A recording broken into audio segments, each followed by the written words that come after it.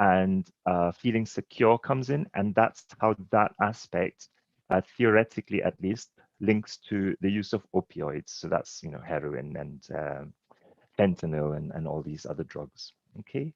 Am I going at a reasonable pace for you at the moment? Uh, are you able to understand my terrible accent? Okay so far? I can understand it so far. Okay, if there's any problems, just do interrupt me because I can sometimes forget and get carried away. And and finally, childhood abuse. Okay, so this is, of course, a horrible situation. But you must remember that is one of one of three situations. So on its own, it's not the only situation whereby a child can become an adolescent who uses drugs or an adult who uses drugs. But it is a very powerful one, childhood abuse. So basically, if you are constantly feeling under threat, okay, that's the critical thing about childhood abuse. You don't know from minute to minute if you are going to be beaten up or not. You don't know. So basically, as a child, your brain is constantly waiting to run or constantly afraid. Okay. Now that means that you will have a adrenaline system that is really overcharged. Okay, your fight and flight response is supercharged. You're constantly on edge, you're constantly ready to blow up and to fight. You may or may not have met children like this, but I can guarantee you have met adults like this, maybe even a friend or someone you grew up with or whatever, who has a very short temper. They're constantly, you can say just selamat pagi and off they go. They're going to attack you, for example. So we all know people who are really very quick to fight. Now, not to say that these are all people who have been abused, but these are likely to be people who have an overcharged adrenaline system. All right. Now, when you are going through life constantly anxious, constantly afraid, all you want sometimes is just not to feel afraid, to just relax, to chill. Uh, and but you can't. You don't know why, but you can't. So that's where the depressants come in. So that's alcohol, cannabis, which I suppose for the particular group of people we're talking about, this will be a big part of our talk today. And then benzodiazepines, which is increasingly becoming a bigger and bigger worry for the adolescents in the UK. Can I very quickly ask my colleagues over in Indonesia, for adolescents in Indonesia, what would be the commonest drugs of abuse? And I would include both legal and illegal. Okay, you can just shout out whatever.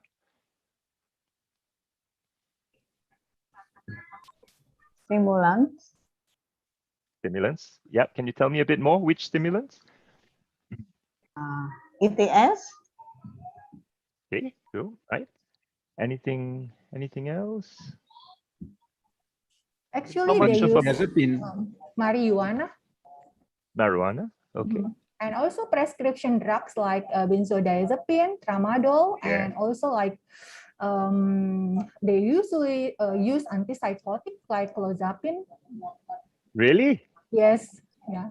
Oh my goodness. Some of them we met in our clinic. Wow. Okay. That's so interesting that clozapine ends up being one of the drugs, isn't it? How do they get things like tramadol and benzodiazepines, do you think? They got it illegally from a black market, and they can buy online in marketplace online. Yes. So this is absolutely right. Thank you, Christian. Thank you so much. This is where it becomes, for me, for having done this job for a long time, for me, this is where I get scared because, once upon a time, you actually had to be out there on the streets to get something. somebody can see, and if it was a child or a teenager, not to say it's a perfect system, but your parents will usually know where you are. Now it doesn't matter where you are. Yeah. You just have to be clever enough to work out the dark web, and you can get whatever you like. And this is, for me, truly frightening, because actually um, we now live in a society where even if we are not interested in drugs, we are interested in solutions. Okay.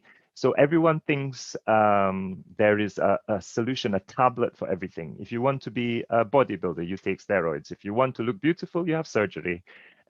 So adolescents, they are growing up constantly thinking that if there's something they're not happy with, they have a fix for it. And sometimes that fix can come out of a bottle.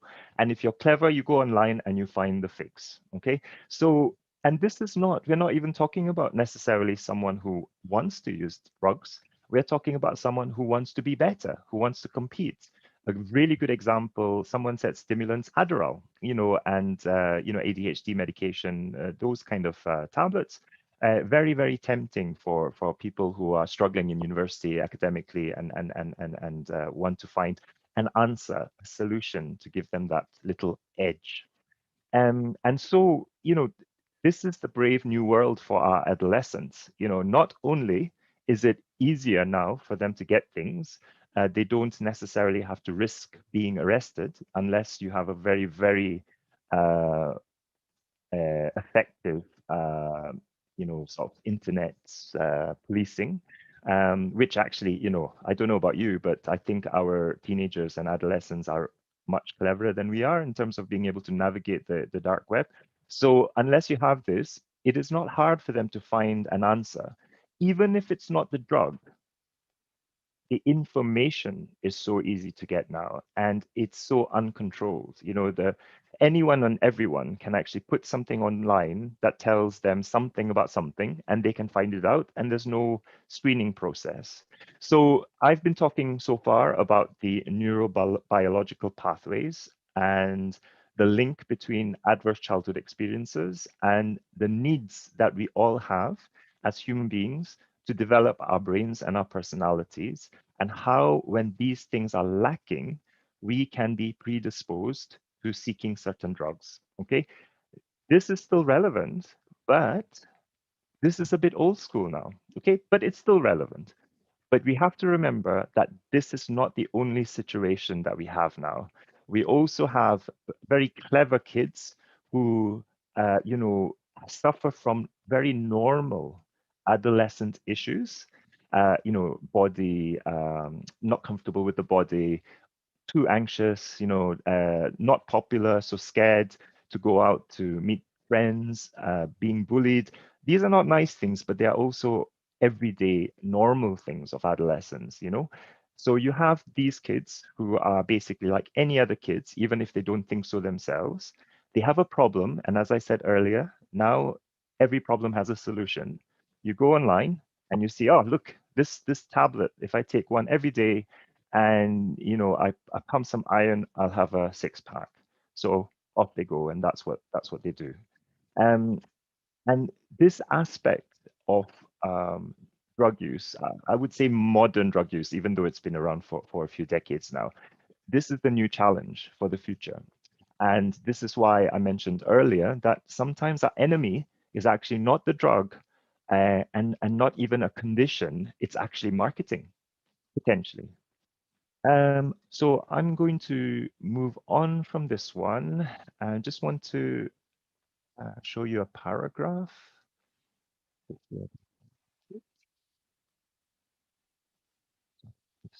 Any questions so far? Not yet, doctor. No, we're okay. I realized that we have a breakout room, don't we, for later. So it was just in case there was anything that, any burning issues. I've lost my paragraph.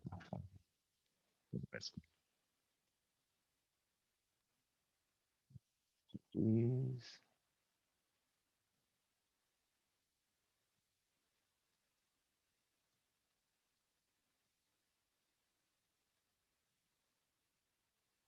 Yes. There we go.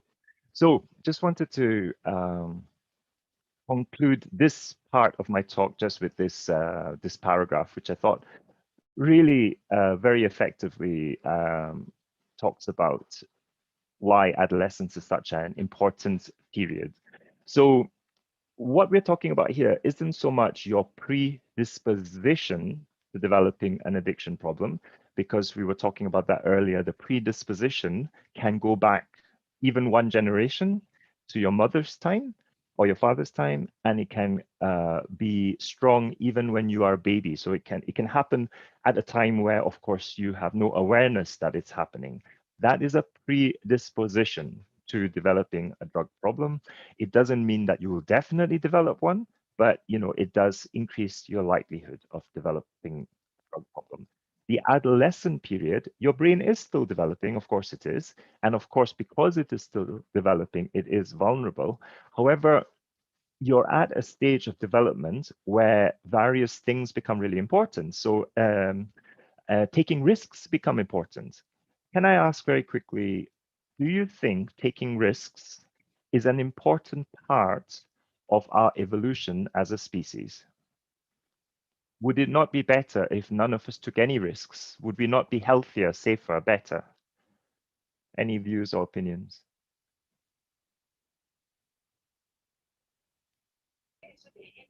I think it's very important as the part of our evolution, because if you do not want to take a risk or you do not has motivation, and actually the important one is how you then evaluate the situation, so you can do the behavior with goal directed, not impulsively. So that's why our brain is developing. Thank you so much. Exactly right. So this is a really important message, of course. So if I mean, I always imagine, back. I'm sorry, I'm not an evolutionary biologist, so ignore the content. Just pay attention to the concept. So I imagine when we were living in trees, and we are living in one tree, and all the food is in the other tree, but we are scared, so we don't jump, then we die. Okay, very simple.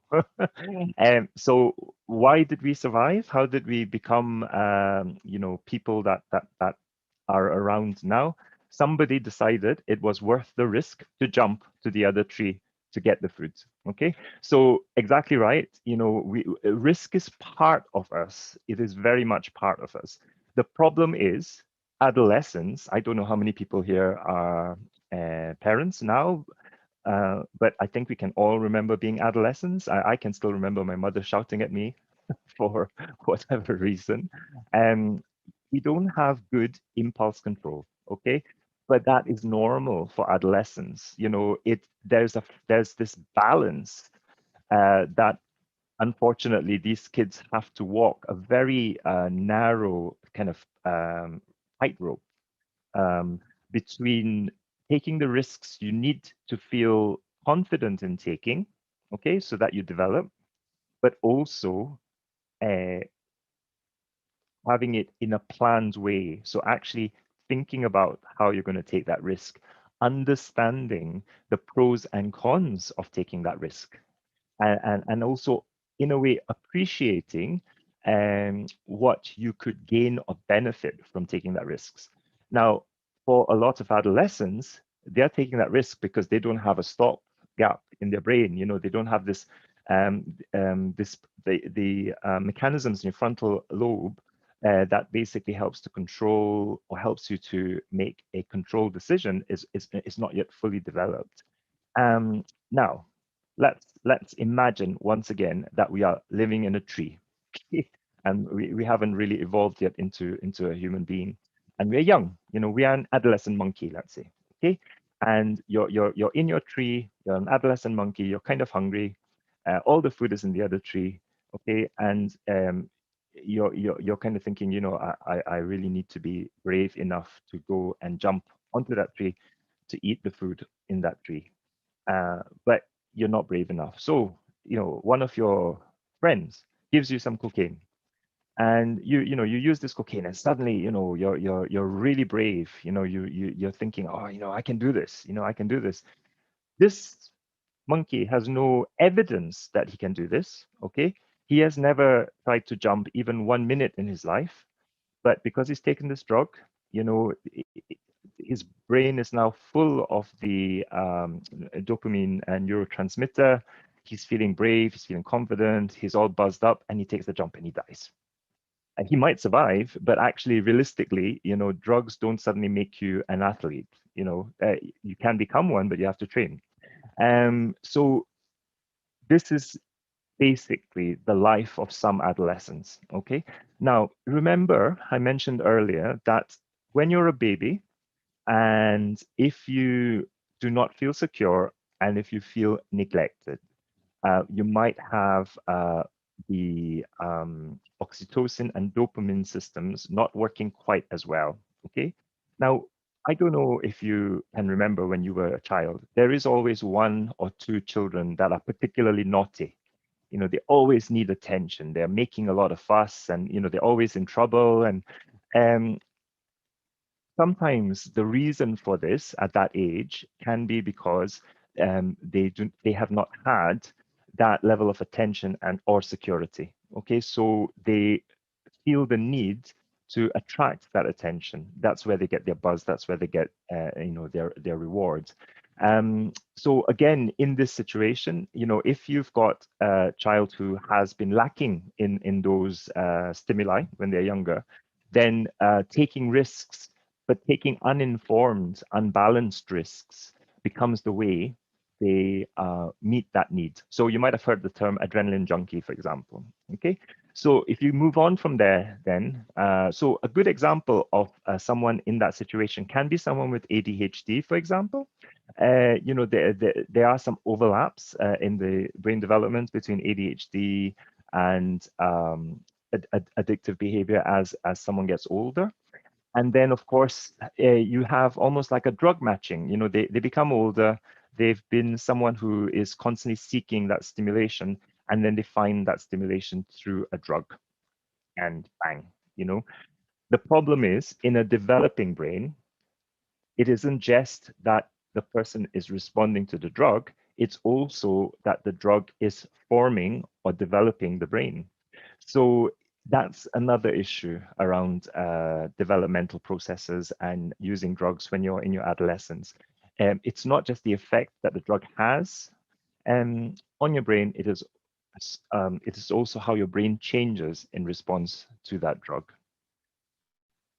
So I have the reference for this paper from where this paragraph comes from, and I can share that later on. How are we doing for time?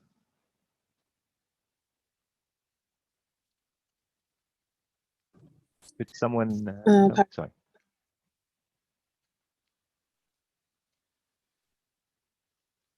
Yep.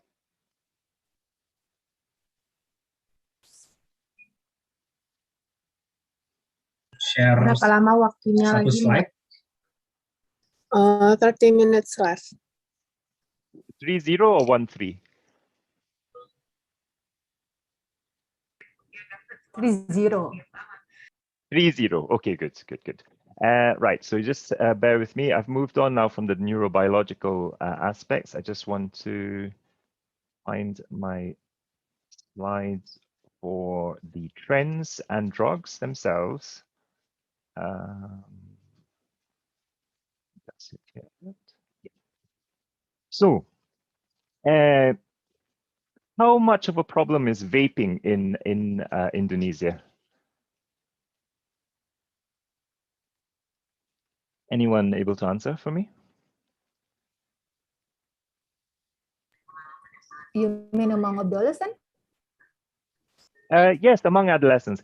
So I have two questions actually. So one is among adolescents, yes, but also for adults, is there a perception in, is there a perception in Indonesia that vaping is dangerous, let's say for grown people, for adults? Actually, Sharing. I don't know. Maybe Dr. Ratna, you can share about the data. I don't have any data about vaping. No, I don't have. That's okay. That's okay. So I suppose let me. So we don't know about adolescents. That's okay. Could I just check? For those of you who are clinicians here, if someone was vaping, and I mean an adult rather than an adolescent, what is your advice? Because as you will know, the advice is different depending on what country you're in. So this information that I have here is all from the United States, and they are very, very against vaping. Um, in the UK, we see vaping as harm reduction. It is better than smoking. And this is the advice we give our patients, not adolescents, but our adult patients. So I was curious to know in Indonesia, what is the health message around vaping? Okay, so actually we have the research in our faculty in Faculty of Medicine University of Indonesia, and the perception among community is vaping is better than smoking the tobacco. Vaping is healthier, and vaping, yeah. So the perception is it's better than tobacco for general. Yeah, yeah. And I think for us here in the UK, so similar to yourselves, the Royal College of General Practitioners, they also have that view that neither is particularly good for you, but vaping is probably less bad than smoking tobacco. Now, do you think what's the issue then around vaping and teenagers? So let me put that question slightly differently. Okay, how do you think smoking became so popular? Not now, but once upon a time. It really became so popular. Right up to. I know the popularity has gone down now in some countries, not in all countries. African countries, for example, it's really going up. China, it's very common. It's one of my early statements. I've already said it actually. Because it's not illegal, it's legal. Yeah, that definitely helps. But because it's legal, it also means that you can legitimately market it. Now, I know, of course, lots of countries have laws against promoting it in sports events, for example, or on television, etc. But these people are clever. They know how to market. Now, the thing about trying to get your how do you call it, your customer base, trying to get your customer base really early on means that you have customers for life. You hear this. I mean, if you have any colleagues who are in marketing or business administration or doing an MBA, you might hear this, about developing your core market and keeping them loyal and having brand loyalty. I mean, these are the things that make a businessman's heart go, really fast. And for something like nicotine, like alcohol, um, they are quite strategic, the people. And so, for example, this next statement is completely my personal view, not at all evidence-based. My feeling or my thinking is the states are very much against vaping because, in fact, they are still making money from cigarette smoking. They are still growing tobacco, they are still producing tobacco products. So the tobacco industry there still has some teeth. That's just a personal view.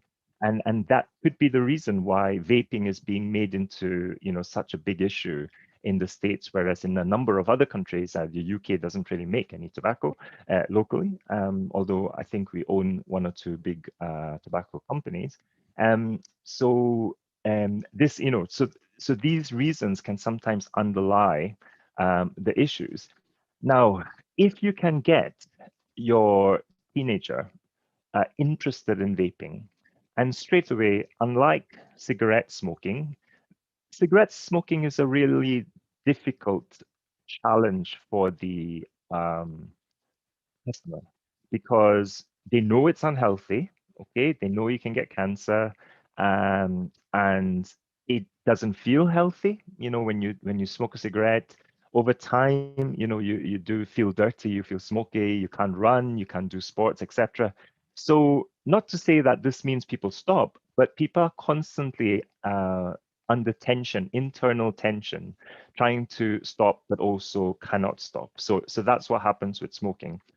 With vaping, uh, a number of the health issues that may come from vaping, you don't necessarily notice as much because it can have a smell, but equally, if you buy the right stuff, it has no smell. It doesn't necessarily cause any breathing issues, especially if you've got young, healthy lungs. So this pressure to stop vaping might not necessarily exist in the same way that there is pressure to stop smoking. So if you can target your teenager, with vaping, if you can get them hooked on nicotine in such a way that they don't hate it, they like it, they enjoy it, they don't want to stop, you've got a customer for life.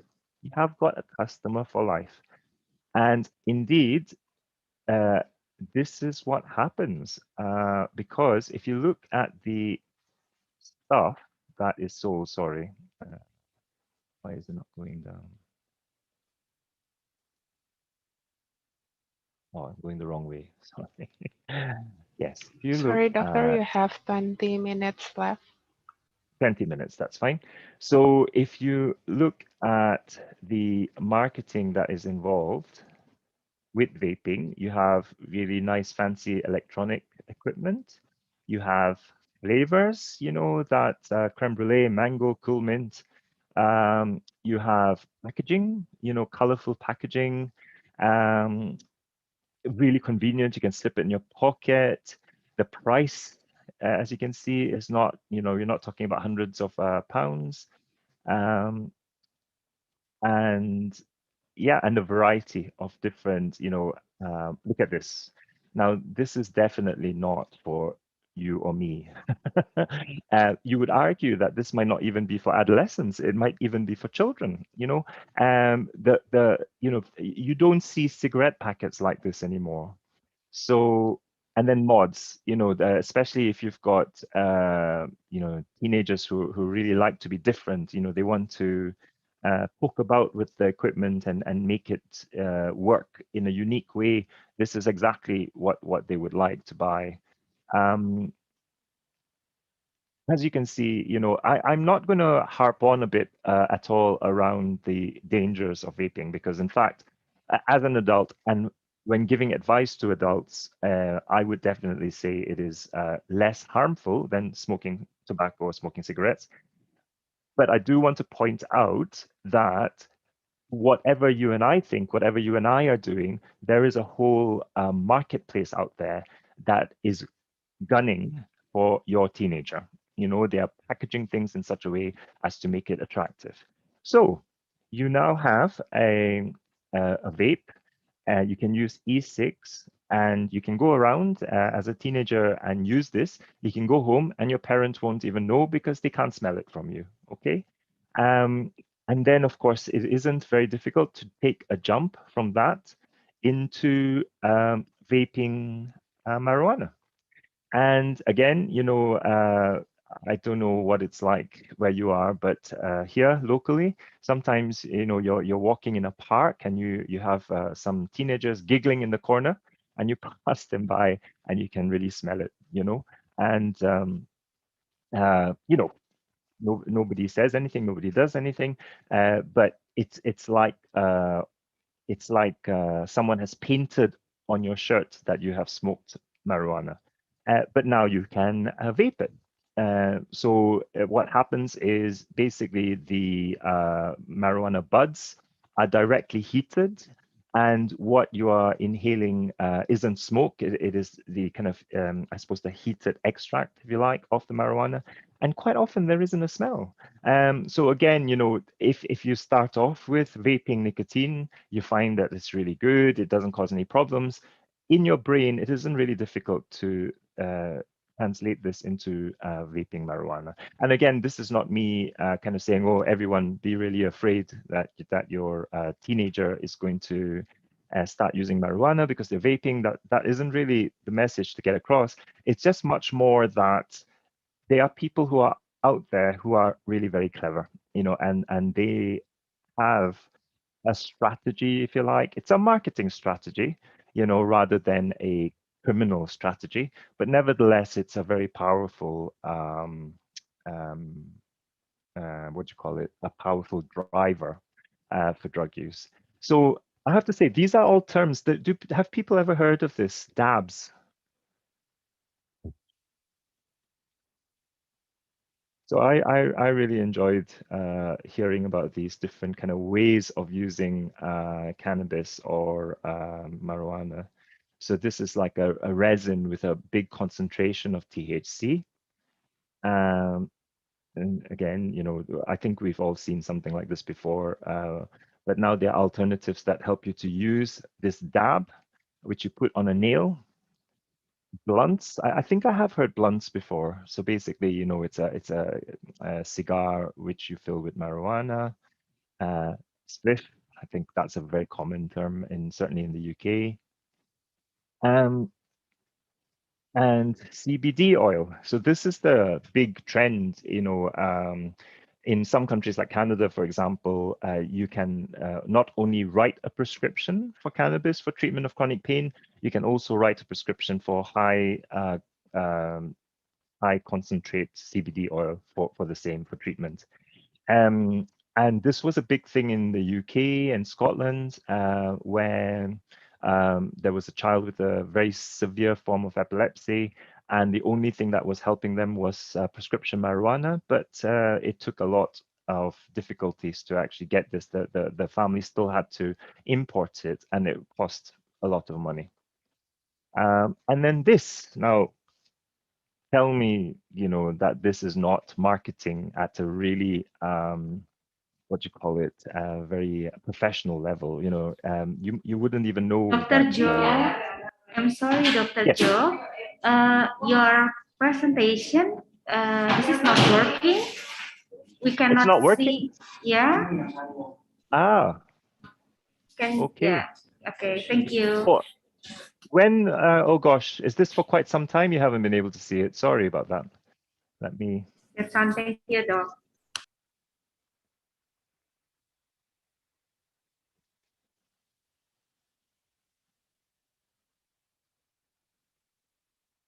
Let me try again.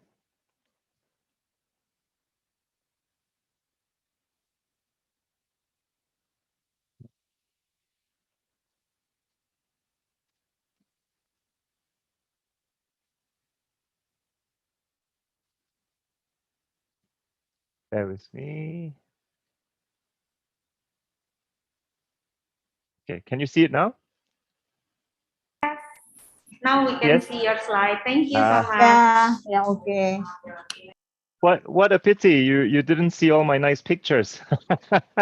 So anyway, edibles. As I was saying, you know, I don't think you need to be a genius to realize exactly who the market is for these products, you know, these edible products. And yeah, essentially, you know, kids and teenagers. So we had a situation in recently in the UK, a very, very popular sweet, you know, kind of commercial product. And we had a small number of kids who were actually having to go to A&E because these sweets were mixed up with a sweet that looks exactly like it, but it was a marijuana edible. So they became really, really well, and they had to go to A&E and things like that. So it's these are more common in the States right now, but they're gradually infiltrating into the UK. And in the UK, there's also a little bit of kind of like a cottage industry where local artisans are making their own jelly sweets and all that from cannabis that they're growing themselves. So, you know, it's slowly becoming like almost trendy, you know, to have these things as opposed to anything else. And again, you know, I keep going on and on about this, but again, back to very clever marketing, basically. Uh, so spice, do we know about spice? Is that an issue in Indonesia? Yeah. Anyone? Yeah. So within the UK, so I used to work in Scotland, now I work in England. We don't see it at all almost in Scotland, but we see a lot of it in England and in prisons as well. And it can be very, very potent. People's personality can change really quite dramatically, can become quite aggressive, for example. But the other thing is people can just completely lose days. You know, it's almost like a, you know, like a Xanax effect. They can become very, very ill. And the most worrying thing is you can develop a dependency on it. And the kind of dependency that you can develop on it means that when you don't have it every 4 hours, you start to become sick and you cannot eat or drink. And so it's quite a horrible dependency. So we've had some success in detoxing people using Librium, chlordiazepoxide. But you know, medications like chlordiazepoxide, when you're talking about teenagers, it's quite difficult. You know, you don't know if the medication is going to do something to them as well. So this is another issue when you're trying to treat or manage dependence in a teenager. The drugs that you use to help in themselves can have a neurobiological effect on developing brains. And it becomes harder and harder to make a choice between whether you're reducing harms or not. And vaping alcohol. You know, I don't even want to think about how frightening that is. But basically, when you don't have the when you take alcohol and you bypass the liver, basically you get a lot more of the alcohol affecting your brain, and alcohol poisoning is much more easier to develop.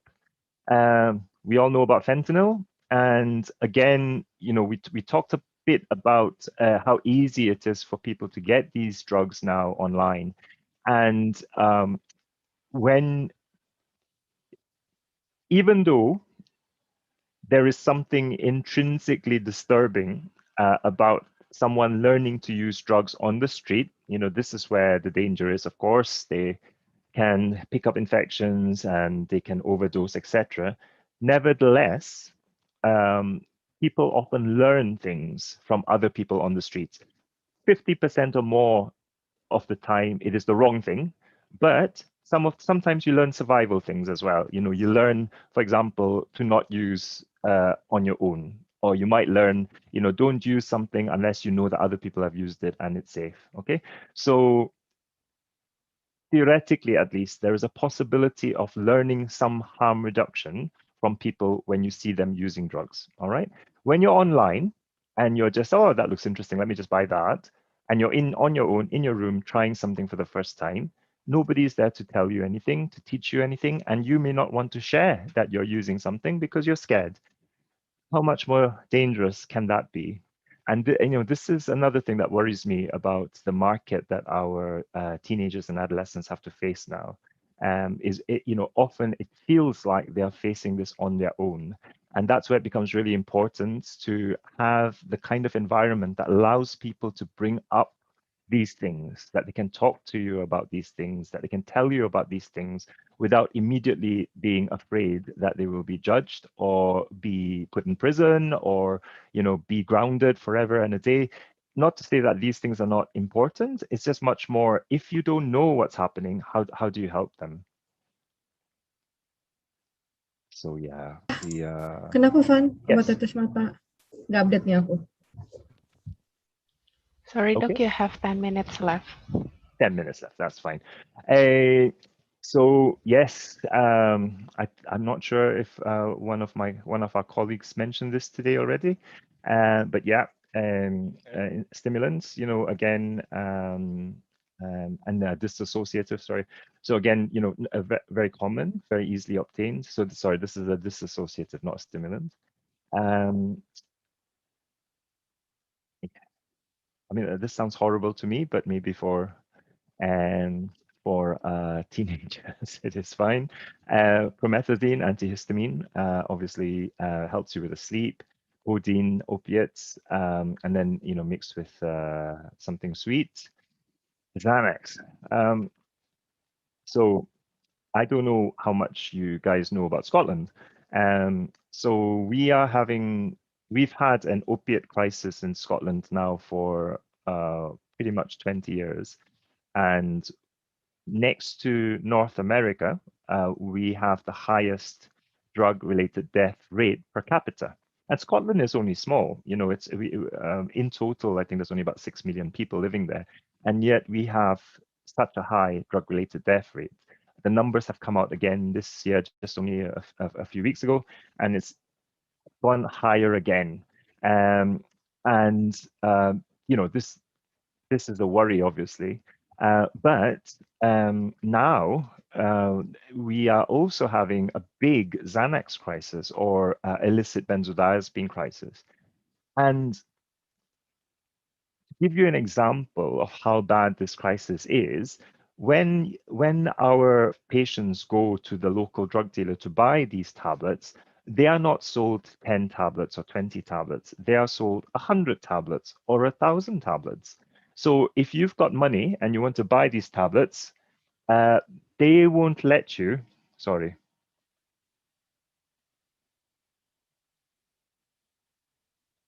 They won't let you just buy 5 or 6. They insist that you buy 50 or 100, okay? Again, marketing, you know? So then these people have, you know, 50 or 100 tablets and they say, you know what, it's okay. You know, they were cheap buying in bulk. I will just space them out. I will, you know, I will take 2 today, 2 tomorrow. So they take some. And then, of course, we know what benzodiazepines do to the brain. It's disinhibitive. It affects your memory. You can't remember you've only taken 2, or you think, you know what, I can take more. And then before you know it, you've taken 100.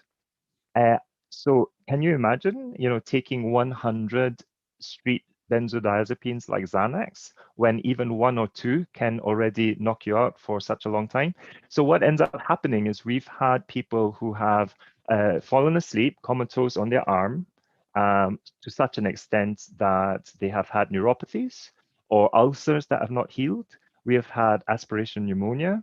And, you know, all these really frightening things have been happening, and not from opioids, but from taking, you know, literally handfuls of opiates. Now, this is for adults, okay? And this is already frightening me because these are adults and, you know, what can you do? And now, of course, in the last 2 to 3 years, what we are finding is children and adolescents are now buying exactly these same drugs online. What are we going to do? I mean, the thought of it is really frightening. You know, I have questions like, how did you even know to find out about these tablets? Why do you feel you need these tablets? We're not talking about kids who are, you know, disadvantaged necessarily. You know, we're not talking about people who are growing up in poor families or people who are not high achievers. We're talking about everyday school-going kids, you know, and now they are finding their way to getting Xanax. Now, for me, being an old-fashioned addiction doctor, I love people whose only problem is opiates. Because if you're using heroin, I can do something for you. You know, I know how to reduce harm. I know how to stabilize. I know how to, you know, try methadone, buprenorphine. We can do something. But with this, with the amount that they are taking and with the reasoning for why they're taking it being so complex, this again, you know, this is where it becomes really, really difficult. And then my question to you, I know this is the end now of my time. My question to you is that we know already that benzodiazepines in a developing brain is just not great. You know, it can affect memory, it can affect cognition, it can dampen too much the fight or flight response. If you start taking it when you're 12, 13, 14, what's going to happen to you when you're in your 20s and 30s? So we already know even prescription benzodiazepines are a danger, okay? And then people are taking illicit benzodiazepines, and you are a clinician, you are there trying to decide what is the right thing to do. What's the right thing to do? Nobody knows, and you can't even do a randomized controlled trial because you already know that this medication is not safe, you know. So yeah, I mean, it becomes more and more complex and becomes more and more confusing and difficult to know what the right approach is. But this is the future. And that's me, I think.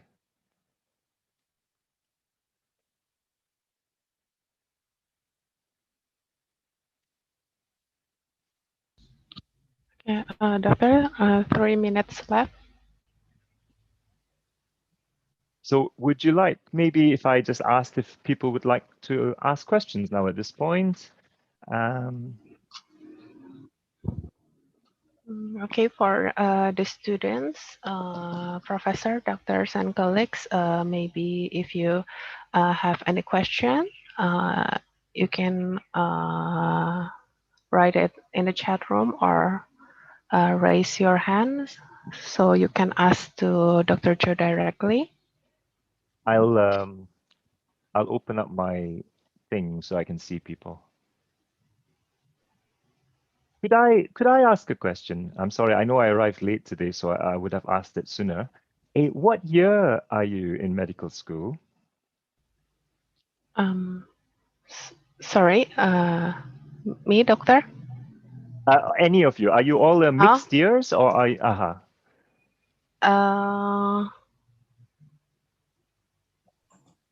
Half of us is in our 4th year. So, Dr. Joe, today, this is my students, the 4th year, but the others, there is like Dr. Christiana Sister or Dr. Satya Juana, they are addiction psychiatrists. So, okay. Yeah, Mixed, so this is the participant is mixed. Very good, thank you. Yeah. And then could I also ask, sorry, in Indonesia, how many years is it for medical school? So your 4th year, so this is 6 years minimum. 6 years, brilliant. Okay, 6 years minimum. Good. Good. All right, thank you. Thanks for answering. Okay, doctor, maybe there's one question from Marcela Oscar.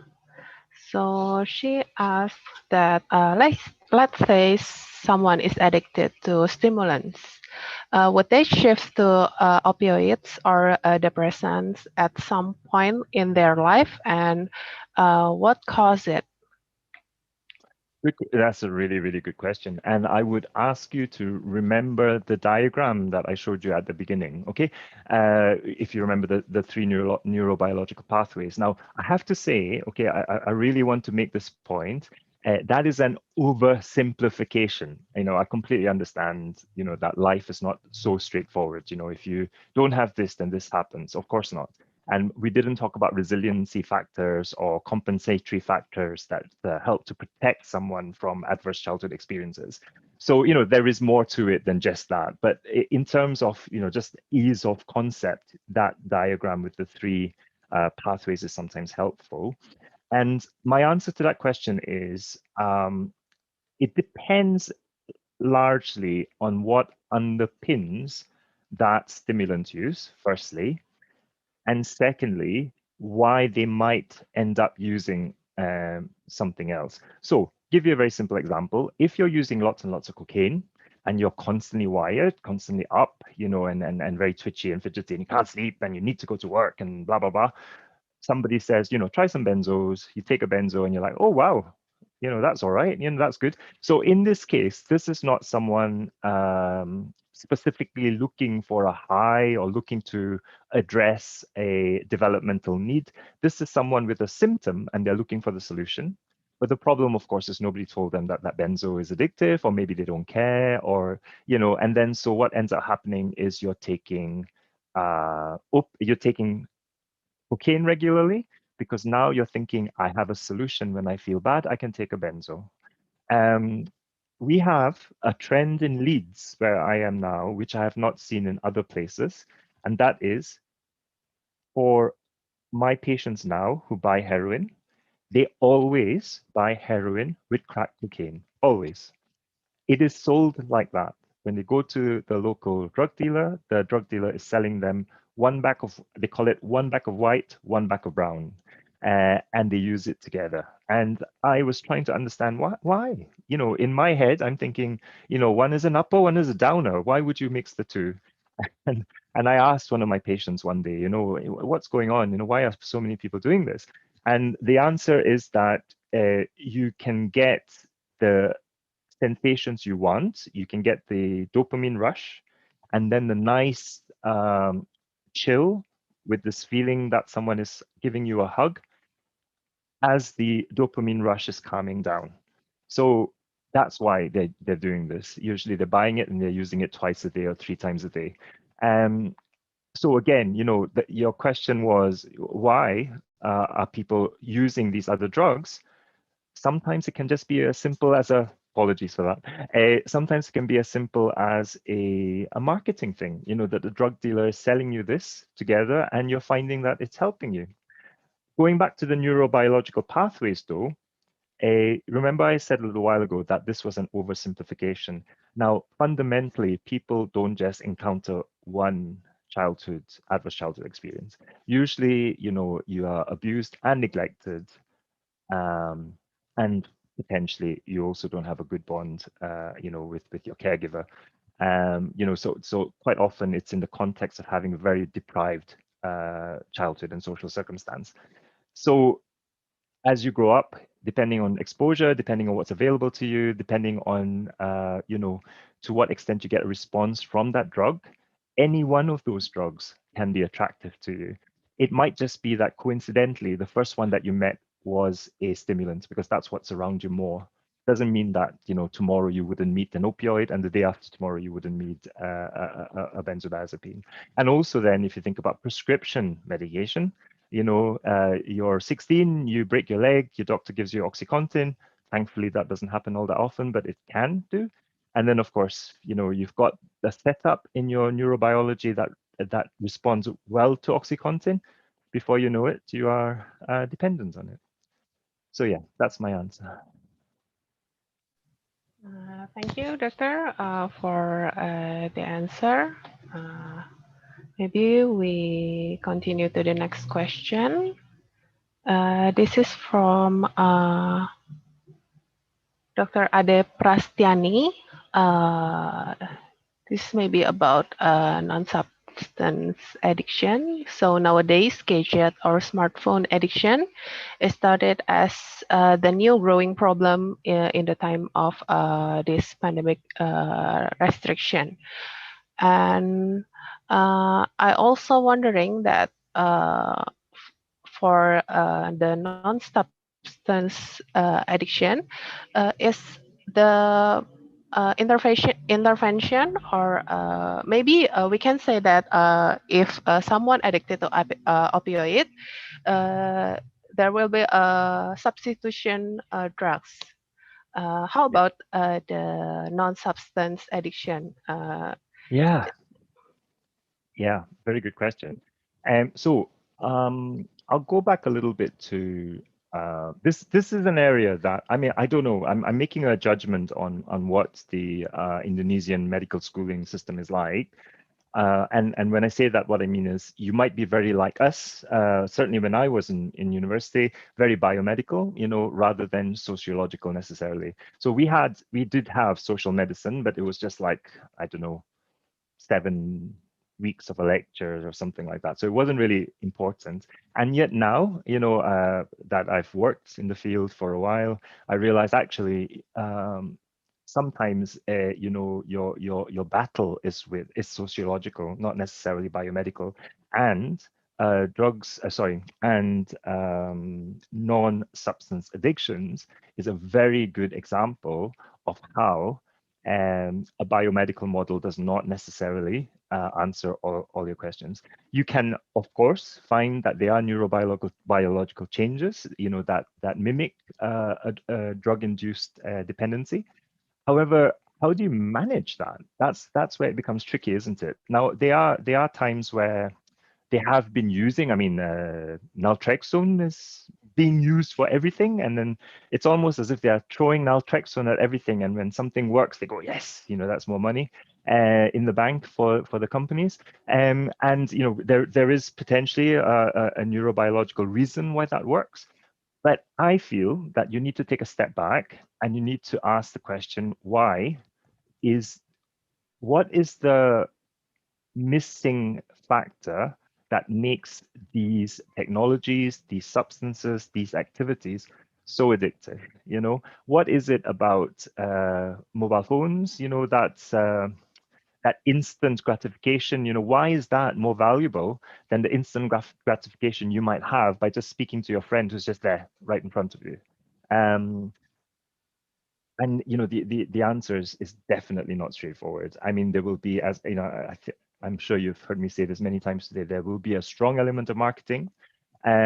These people are not stupid. There's a whole discipline around ergonomics, understanding the interface between technology and the user. These are whole systems, whole sciences that have developed very psychologically based over many years. And this is what we're fighting. We're fighting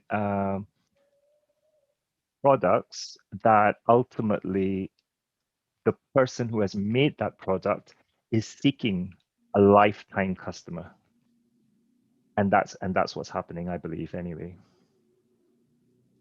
So in answer to your question as to how you deal with it or how do you manage it, I have a feeling that what we all need to be a little bit now is also a bit of a consumer warrior, if that makes sense. Some of us will have kids, and as a result of that, you have the money, you have the purse strings, you're the consumer, and it might be that we have to fight that battle actually at that level as well, not just in terms of clinical practice. Okay, thank you, Doc. Maybe from the neurobiology that you shared with us before, and how to position this gadget addiction in the pathophysiological mechanism map. For behavioral addictions? Yes. Is that right? Yeah, I mean, so I have to say we are now going into a field that I'm so not an expert at all, but I can certainly draw some inferences. So for example, the reward pathway, you get a like, on your picture, get a little buzz, in your brain, and that's reinforcing, isn't it? How reinforcing it is depends very much on to what extent you need to have that a reaffirmation of you as a person. The oxytocin one, I'm on slightly more shaky ground. I don't really know if that is necessarily the kind of feeling of community that people value. Not so sure about that. And then I can already say that the depressant effect, it's quite the opposite to the depressant effect, isn't it? Often engagement in social media is quite anxiety inducing. So it's actually quite the opposite. So I would again, please correct me. I'm sure there are people who are much more experienced in this area than I am, but I would say that we're probably talking more of a stimulant type effect when people are using, for example, gaming addiction or media, social media addiction, that kind of thing. Okay, thank you, Doctor. This is the question from Dr. Benny Argil. So, Dr. Joe, you said that dealing with opioid addiction is more convenient than benzo abuser. Is that right? I said, say that again now, sorry? You said that dealing with opioid addiction is more convenient than benzo abuser. So I wouldn't say more convenient, but I am more in my comfort zone. Let's put it that way. Convenient for me, not for the patient. There's evidence. There's an evidence base. There is, there are, at least 30, if not 40 years of harm reduction evidence of what to do. You've got the UN and WHO telling us, you must have methadone and buprenorphine on your list of essential drugs. So, you as a clinician, you're on slightly more steady ground, if you like. The other stuff is a bit trickier, I think. Okay. Thank you, Doctor, for the answer. Not For professors, doctors, and maybe students, any question or any more points to raise? So, Dr. Evelyn, can I ask the question? Yes. So thank you so much for your wonderful lecture. I would like to ask about the prevention program because we are we are struggling with a prevention program for adolescent in our country. Many method and many program for prevention, but I would like to ask about your experience considering with neurobiological factors. For example, prefrontal cortex is not as mature for adolescents. So what is the most effective program for prevention among adolescents to abuse the drugs? Thank you so much. No problem. You're not going to like my answer because it is, I have to say that it is the golden egg, isn't it? We all, we are all looking for this all over the world. I have one example of a country that has done it well, just one, and I will say this in a minute. And in the UK, we don't do a good job with that at all. Okay, I can say just one good thing, which is completely random. The one good thing about social media addiction is that we seem to have a reduction in teenage pregnancies, ironically, because people are not actually needing to go to, their boyfriend or girlfriend's house. Everything is, everything can be done virtually, for example, so that's that's one of the benefits of it. Now, the reason why I brought up that example is the issues that relate to your question are actually one step removed from the drugs itself. Okay, so I know today you had a really big talk on marketing, and you're thinking, what is this doctor talking about? This is not addiction, this is not biomedic, this is not biology, this is not neurobiology. Very true, yeah, but unfortunately, that is where adolescents are most vulnerable. Equally, when you're talking about gaming addiction, for example, it's not the game, it's the marketing around the game. It's, people are actually paying attention to what gets these teenagers excited, and they're making more of that. So most preventative interventions have been around providing education with the presumption that there is a knowledge deficit. The people who are making these programs, they're thinking, they don't know it's dangerous, that's why they're doing it. If you are a parent, right away that's not true. You can tell them forever and ever it's dangerous, they're still going to do it, maybe even more they're going to do it. So it's not an information deficit problem. And then you're like, okay, we need to scare them. Okay, again, that's not really going to work for a lot of kids. They don't believe you, because actually they see, Bobby down the road who's doing it and he's not dying, so I'm not going to die. So that wouldn't necessarily work. And then this punitive, okay, and this is the most tragic, I think, because at the end of the day, a teenager is just being a teenager.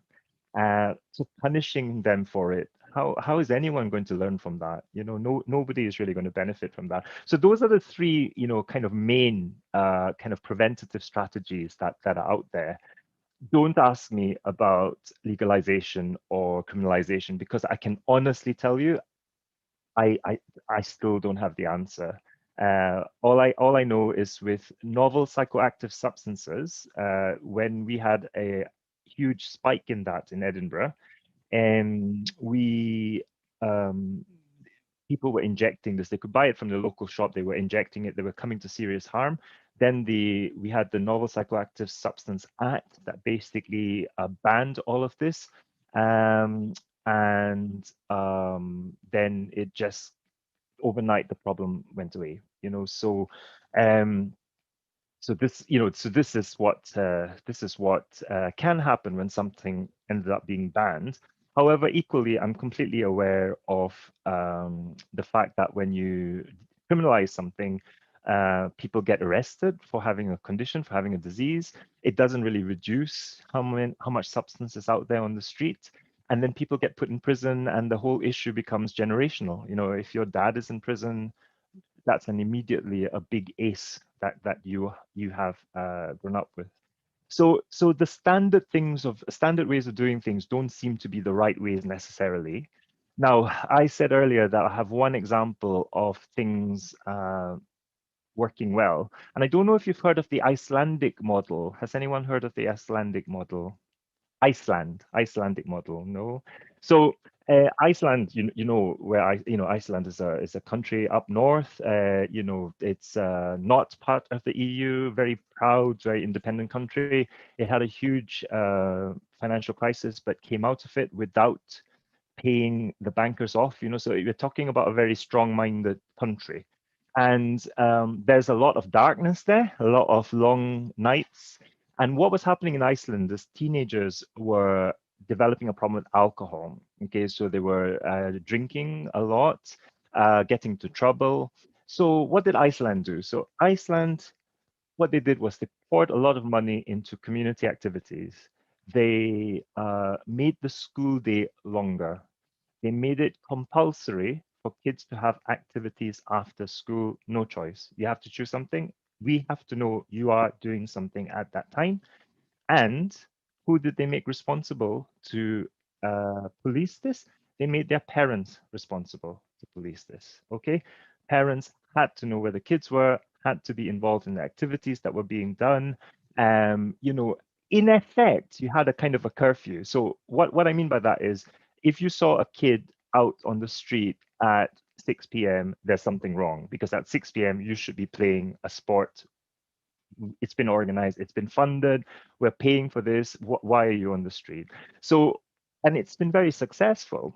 And now it sounds quite draconian, but let me put it to you this way. It's no more draconian than putting someone in prison for life for taking a drug. What was important about this strategy is that it was community-based, okay? It was community-wide, and it was funded.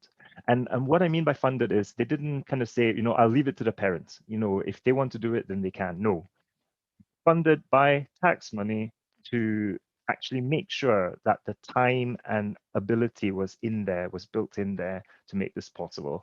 So I've got one example of success and many examples of failure. So yeah. Thank you, Joy. Thank you so much. Okay, Dr. Joe, before we continue to the next question, maybe I want to ask, have you finished your presentation or? Yes, I have done, yeah. Okay. So I wonder, can you mention again, maybe the summary that maybe this half of these participants in their fourth year of medical school. So what can we infer that from your presentation, the early intervention for the adolescence addiction? Absolutely. Yeah. So the message I have is the early intervention starts earlier than you think. That's the first message. And this idea is increasingly being understood in the psychiatric world more widely. That, and also not just psychiatry, but other aspects of health as well, kind of social determinants of health, the factors that affect our health, that affect our behaviors, are actually much more systemic and structural. It has to do with what's important to your community, what's important to your society, what your government spends money on, whether you're a very consumer-led family or family structure. These things now we are realizing are much more important than we thought. Now, this is both a good thing in the sense that we understand a little bit more about it, but also it's a bad thing, because just because we understand it does not necessarily mean that we can change it. And that doesn't mean we shouldn't keep trying, but you're probably sitting there thinking, well, I'm going to be a doctor. How do I change this? It's not really that easy. I think it's worth remembering that just because you are a doctor, just because you're clinical, does not mean that you don't have a social conscience. It does not mean that you're not also a parent. It doesn't also mean you're not a consumer. So our choices, our personal choices, how we choose to live and raise our kids does matter. And there are also opportunities in a way to lobby, governments, societies, producers of products, various countries have introduced laws. So for example, I don't know about Indonesia, but certainly in the UK, advertising sweets during kids' cartoons is not legal, okay, anymore. So what do? They do it all on YouTube.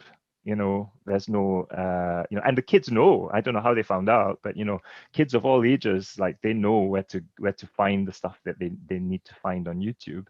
So there's this direct marketing pathway that I wouldn't have been aware of, and it's there. And then, of course, policymakers are trying to figure out, well, what do we do about this? How do we do something about this? You mentioned smartphone addiction, and then you will maybe know that quite a few of the big tech gurus, Steve Jobs, for example, Apple, for example, have introduced this thing on Apple phones where it gives you feedback to tell you how many hours you've had on screen time on your phone. You can do various things to block certain things on your computer. Like social media can be blocked on your computer for certain times of the day. So, the places that are producing these products understand that these things are issues. And they are, whether genuinely or just as a ploy, are trying to do something about it. And that should be a real loud alert to us. If someone who's selling a product is also telling us it's not good for you, that's a serious concern. So early intervention goes back earlier than you think. Early intervention has a lot to do with the environment that surrounds a child and an adolescent. And that environment is not as simple as that they live where there's lots of people using drugs. It's not as simple as they're sitting next door to someone in the class who always smokes and always gets into trouble. It's not as simple as that.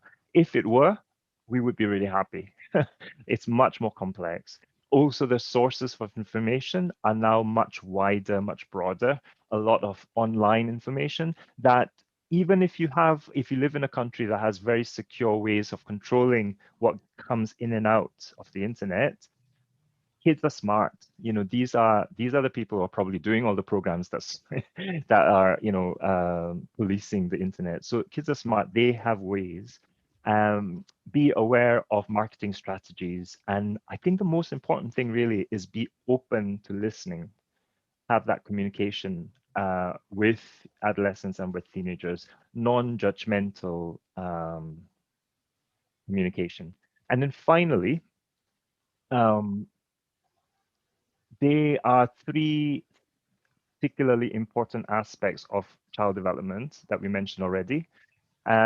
So having the capacity and ability to,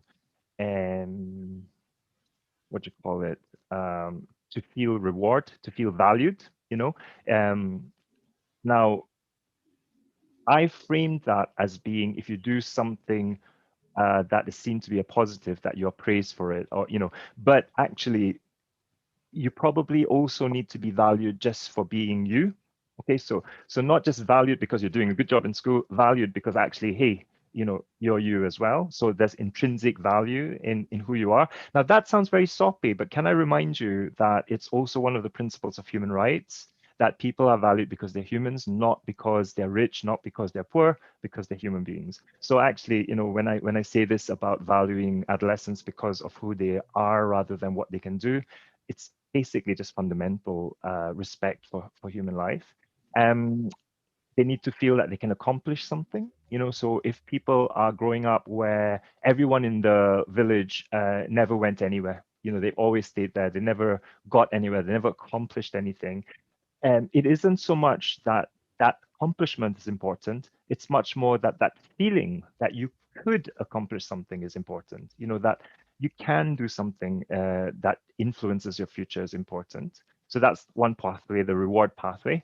And then the oxytocin pathway, on one level, there's very little you can do if you don't have a good bond with your mom when you're a baby. However, as a family unit, as a community, you can show concern. You can give people a sense of identity, a sense of belonging, and and that is very family oriented, very community oriented intervention. And then finally, the big one that we all face even now, which is really, really hard to tackle, and that is, a lifetime of stress. I mean, this one last 2 years, of course, for all of us has been the most stressful in the world. Even if we are nowhere near someone with COVID, we are constantly thinking about it, constantly worrying about it. And there's a lot of evidence come in now to show that adolescents in particular, their mental health has really been affected because, of course, what have they missed?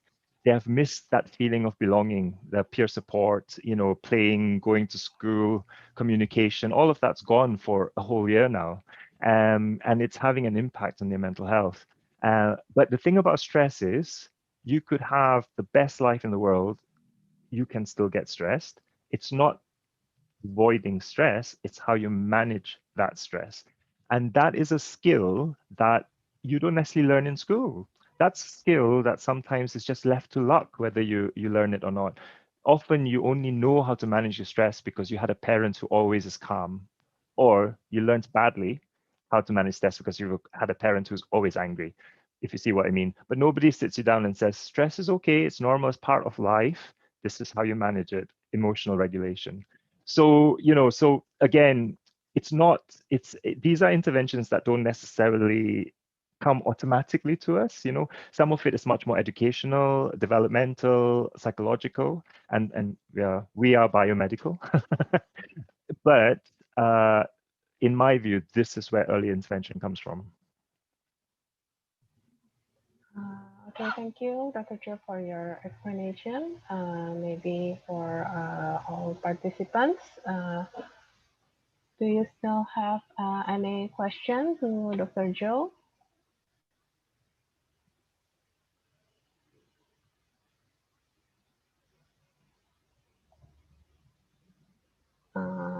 Okay, Dr. Joe, maybe I want to ask a question, maybe from your experience that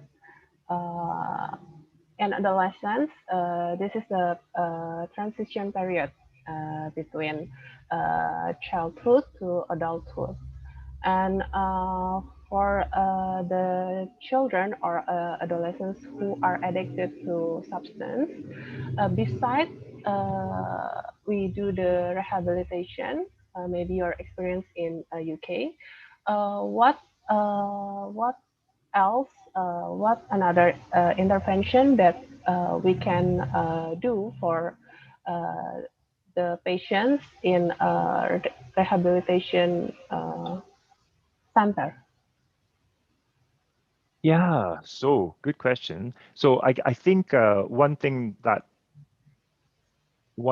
is worth knowing is, I think almost more so for adolescents than for adults, is that there is a huge variation in what is seen to be interventions.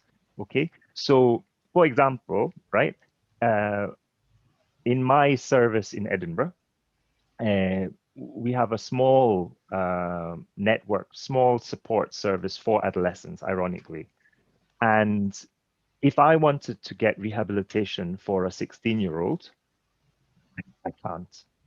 And you might find that shocking in Indonesia because probably that's your mainstay of therapy in Indonesia. I don't know, I'm just guessing.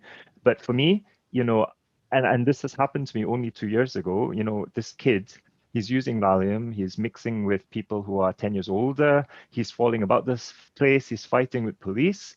We need to get him in somewhere, a rehab. Can we get a rehab? Doesn't exist.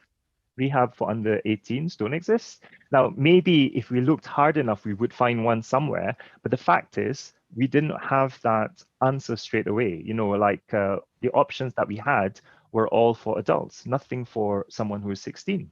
And then in the States, it's a huge what do you call it? It's a huge industry, around, providing rehab. And some of the interventions involve almost like putting people into army camps, that kind of idea, which to me, doesn't feel right either, because actually the problem isn't necessarily a lack of discipline, it could be something else. So what is on offer, what is available, can be very, very varied depending on what country you live in.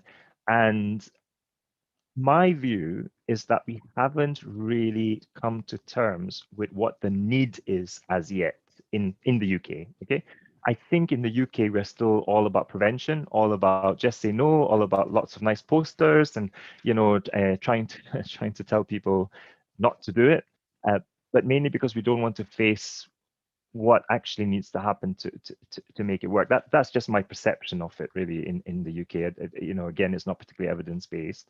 For example, our child and adolescent mental health services here, and this is evidence-based, is hugely underfunded. You can sometimes wait a year. So, you're a child in crisis, waiting 1 year before you can see a psychiatrist. That's normal here. The investment in this area is not at all good at the moment, and I don't really know why as such. We leave a lot to schools in this country. So I would say that I probably have more to learn from you, in Indonesia, about how you manage, adolescent mental health and addiction, than the other way around, because I can tell you now that it's underfunded, and it's not on the radar. It's not really that much on the radar, So I know that's not a very good answer, but that's the reality that we face at the moment here. Okay, thank you, Dr. Joe. Maybe Dr. Eva or Dr. Sister or Dr. Ratna can share about Indonesian addiction intervention for adolescents.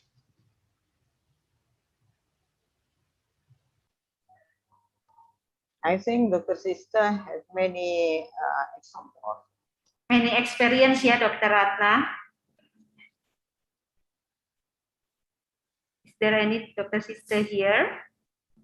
Oh, Dr. Ratna, maybe you can share also, because you practice in the clinic Angsa Merah. Yeah, we have adult patient. Adult. Okay, not child and adolescents. Is there any psychiatric child and adolescent here? Or I just please, Dr. Christiana. Yeah, what is the question? The experience? The intervention for the child and adolescents, Dr. Christiana. Maybe you can sharing. Okay, so I was yes, Joe. No, I was just saying that how in the UK we don't really have a very good or established system of managing child and adolescent mental health, particularly when addiction is involved. And in some situations I found myself in, I couldn't even find a rehab to send someone, even if they wanted to go, So I was just curious to know what the situation is in Indonesia, in where you work, for example, what interventions are available. So we have one rehabilitation center, national rehabilitation center in one region, and they rehab adolescents who use drugs. But actually, for adolescent, it's not as good as for adult rehabilitation. But in our center, in Cipto Mangunkusumo Hospital Center, we have services for adolescents who use drugs and also internet addiction. And actually, most of them use, as you said, marijuana synthetic marijuana, and also benzodiazepine, and also tobacco, and we use the program, we use the DPT program. Do you know about dialectical behavioral therapy? Yeah, because good. it's more comfortable for the adolescent compared to CBT. Because they feel difficult to regulate the emotion. So we introduce now the emotional first for the adolescents. And we do not talk about the cognitive errors first because they deny about it. When they can express the emotion, so we have a better rapport and attachment for the children. And actually, we don't have many option for drugs substitution here.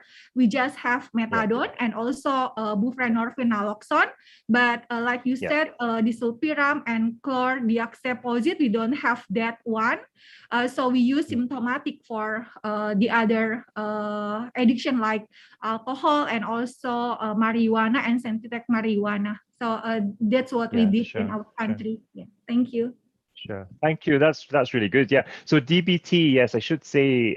So I really don't like this term, but it's used widely here, which is personality disorders.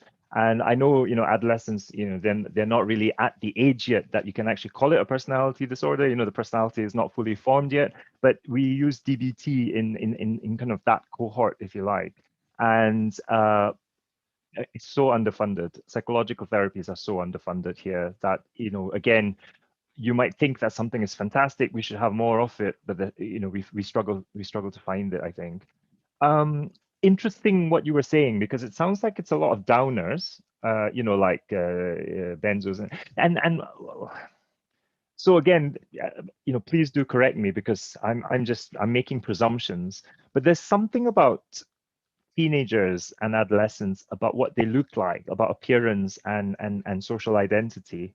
And it's quite hard for a teenager to feel normal amongst their peers when they are sleeping, or very visibly intoxicated, if you like. And I know, for example, that in the world of social media, one of the biggest deterrents to someone becoming overly drunk has been the name and shame. Someone will take a picture of you and suddenly all your friends can see how bad you were, and that's not a good thing for for their image. The people that you see that are using these downers, etc., what's the background, what's the situation, what's the attraction, if you like? Do we know? Or...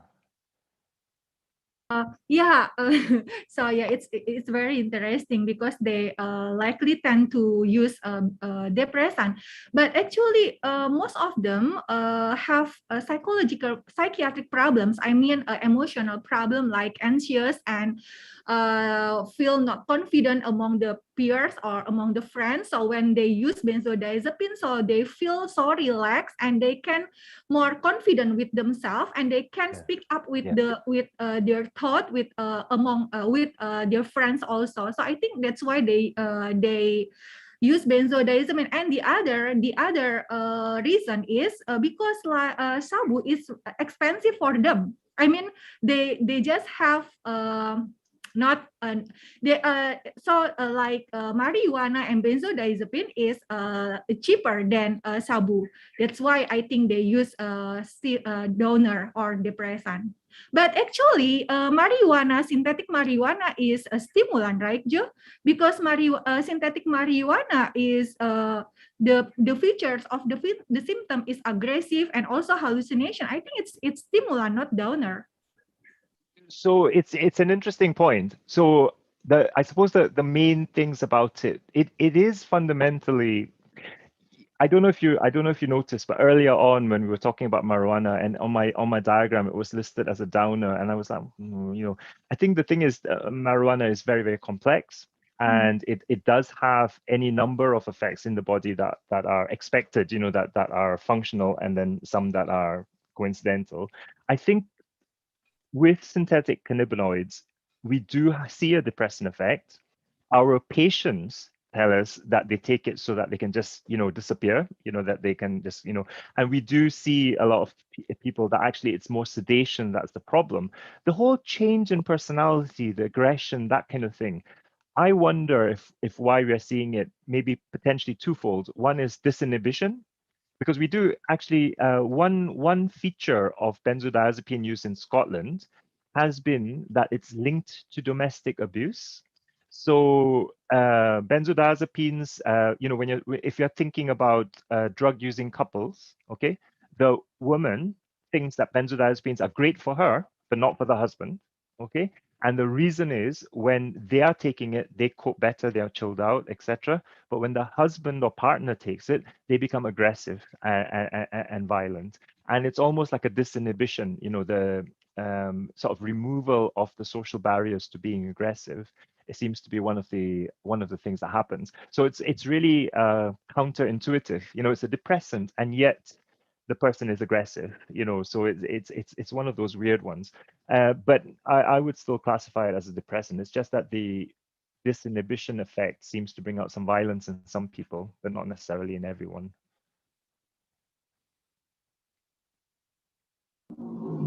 Thank you, Dr. Sister and Dr. Joe, for the sharing. And we have another 10 minutes, and there's time for last question. One question from Dr. Satya Joanna. Dear Dr. Joe, would you explain the multiple drug use regarding the childhood experiences related to the child neglect, child abuse, or insecure feeling, which has the prominent role? Thank you. Not sure. I'm not sure if I understood the question. Could I explain why people use more than one drug, or could you explain the question for me, please? Sorry. Maybe from the experience that related to child neglect or child abuse, which substances regarding to the abuse or misuse from the patient? Is there Okay. okay. Is there what? Sorry. Go on. Is there any multiple drug Yes. usage? Yes, absolutely. Yes. So yeah, as I said earlier, this model that I showed you, that's an oversimplification, and it's oversimplified just to almost sort of like acknowledge that there are three pathways, that there are three ways into the same picture. But we've got to remember that the person who's taking a drug isn't thinking to themselves, okay, I was neglected. I'm going to go and have opiate and I'll feel better. It isn't, that isn't the process. It is much more that if anything, what this model explains is why some drugs are liked or enjoyed by some people. I think that's probably the best way of putting it. So there's this idea in models of addiction whereby there are characteristics to do with the drug, characteristics to do with the person, and there's this concept of drug liking. So not everyone likes to feel down, or brought down. Not everyone likes to feel high and hyper. And not everyone likes an opioid, but if you have got these particular experiences in your past, the likelihood is there'll be a reason why you might like one of the three or all three together. Okay. And I'm not sure if I've grasped the point properly from the question, but if what you're saying is, in fact, do people use multiple drugs? I would say yes, because actually, most experiences are not just of one of those three things. It's far more likely that a kid who's experiencing one will also be experiencing the other two as well. So yeah, so it's to answer your question, yes. And the other thing as well is, I think another important point to make. So a lot of attention is spent on opioids, which is only too right, because opioids are amongst the bigger killers. I would like to point out, for example, as I said earlier, that in Scotland, we have the highest per capita drug-related death rate in the world, one of the highest. But more than half of the people have died from polysubstance use rather than from a single drug, So not just drugs, but also drugs and alcohol, drugs and benzodiazepines, there's an increasing use there. So please don't take away from today's talk that things are so perfect. You know, if you have got one problem, this is your drug. No, that is it's much more complex than that. This is an oversimplification just to understand what each pathway does for you, but it's not representative of people's actual experience.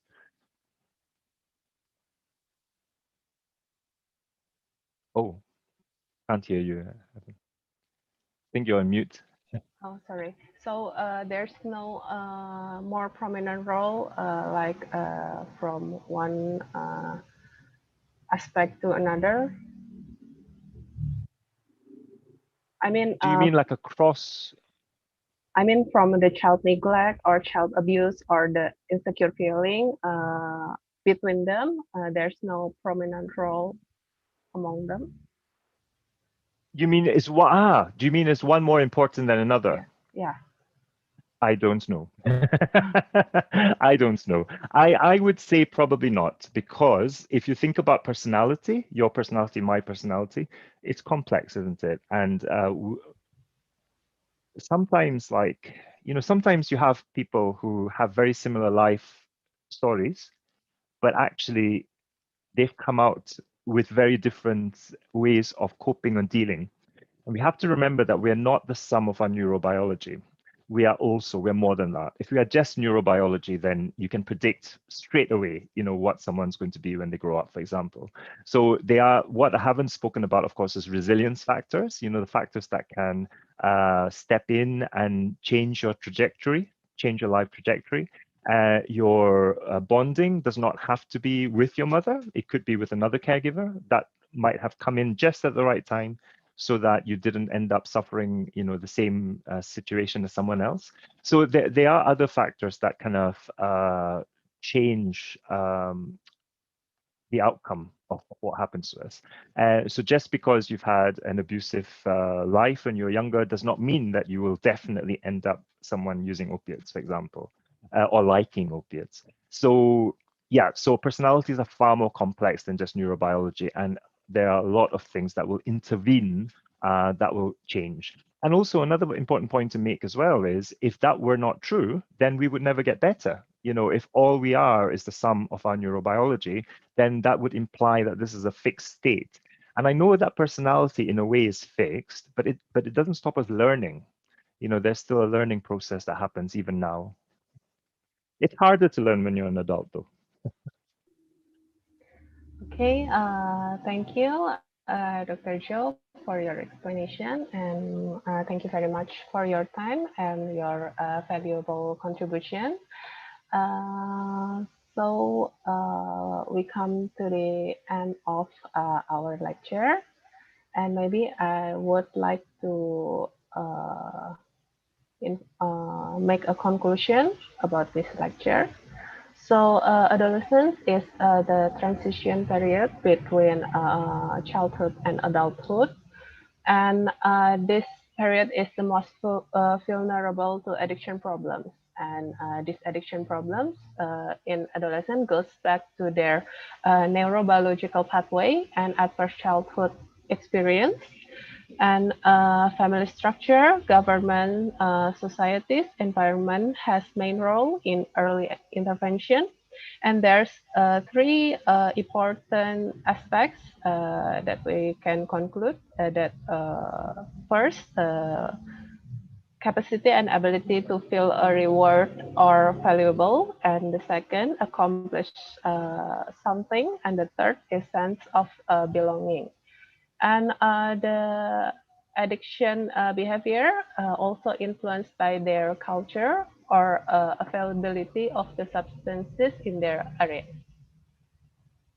Okay. Yeah.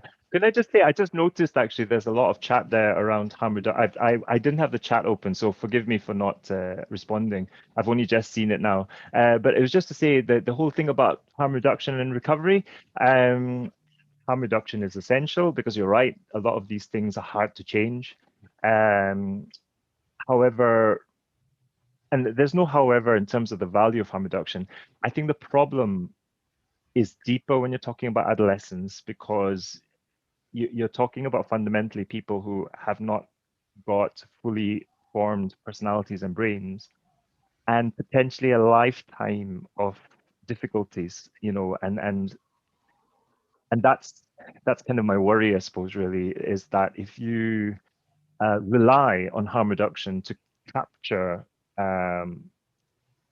if you rely on harm reduction alone for treatment when we're talking about adolescents, I think there is a real risk that we don't change anything for them. And at that age, it is possible to change. Your brain is malleable enough to actually develop new pathways. So there's a missed opportunity, I think, there if we don't kind of target things a bit more heavily, if you like. I'm not even going to answer the question about recovery. That's a whole other talk. Okay, thank you. Sorry.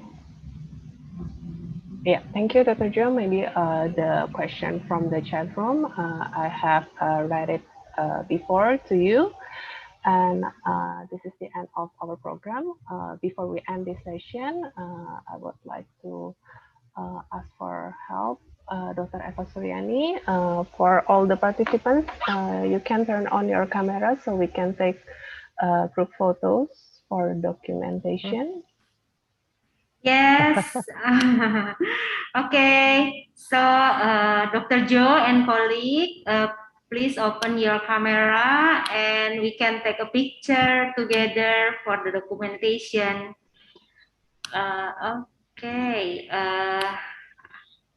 Okay. So I would like to. Sorry, the first. Okay, so the first slide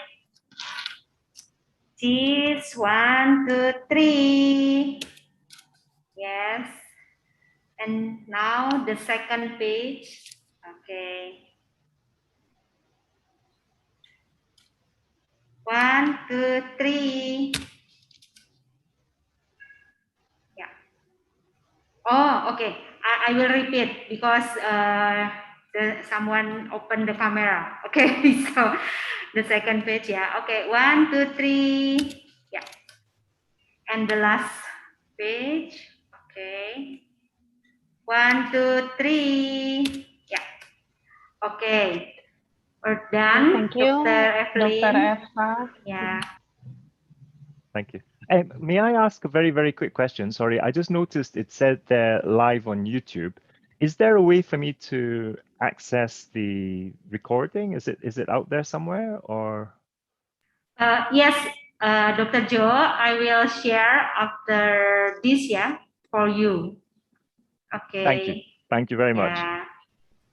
And okay, take care, guys. maybe Thank you. my students and colleagues ask me if we can get your Yes, PowerPoint of course. presentations. Okay, so please course. send me email, Dr. Joe.